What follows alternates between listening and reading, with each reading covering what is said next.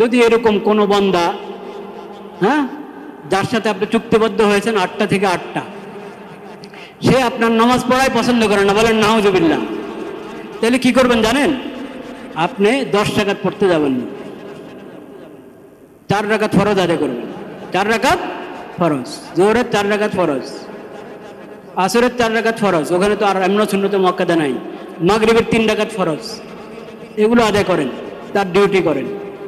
আর ওই 4 রাকাত আগের, জোহরের আগে 4 রাকাত সুন্নতে মুআক্কাদা, পরে 2 রাকাত সুন্নত, ওটা আপনি অফিসে চলে যান, ওখানে কাজের ফাঁকে পড়ে নেন। মসজিদে এসে 10 রাকাতের সময় কাটাবেন না। হ্যাঁ, যদি আপনার যে যার চাকরি আপনি করেন, হ্যাঁ, তার পক্ষ থেকে যদি অনুমতি থাকে যে না ঠিক আছে, আজান হয়ে গেলে যাও মসজিদে, নামাজ পড়ে ধীরে সুস্থে আসো, কোনো সমস্যা নেই, অনুমতি থাকলে ঠিক আছে। যদি এত লম্বা বিরতির অনুমতি না থাকে, তো আপনি ওই বেচারার আধা ঘন্টা নিতে দেন না। 4 রাকাত ফরজ, বাস 4 রাকাত ফরজ, ওটা আদায় করে। ওটার ব্যাপারে যদি সে নিষেধ করে, তার এই নিষেধের কোনো কি নাই, মূল্য নাই। কারণ এটা কার ফরজ? আল্লাহর ফরজ, আল্লাহর ফরজ। তাকওয়া সম্পর্কে কিছু কথা হচ্ছিল। তাকওয়ার মধ্যে সবচেয়ে বড় দিক হলো আল্লাহ যা ফরজ করেছেন তা ঠিকমতো আদায় করা, আর আল্লাহ যা হারাম করেছেন ওটা থেকে বেঁচে থাকা। সেজন্য চিন্তা করা হচ্ছিল যে আল্লাহ রাব্বুল আলামিন কি কি ফরজ করেছেন, সেই ফরজ আমলগুলোর সংক্ষিপ্ত আলোচনা হতে পারে, এবং আল্লাহ যা যা হারাম করেছেন, যত পাপের কাজ, গুনার কাজ,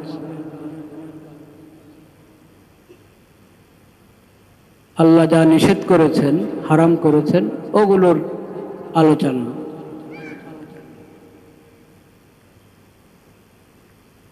ওই বিষয়টাই আজকে আমরা শুরু করতে চাচ্ছি ইনশাআল্লাহ। সূরাতুন নাহল, সূরাতুন নাহলের 90 নম্বর আয়াত, 16 নম্বর সূরার 90 নম্বর আয়াত। ইন্নাল্লাহা ইয়া'মুরু বিল আদলি ওয়াল ইহসান। তো আমি বলছিলাম ওয়া ইয়ানহা আনিল ফাহশা,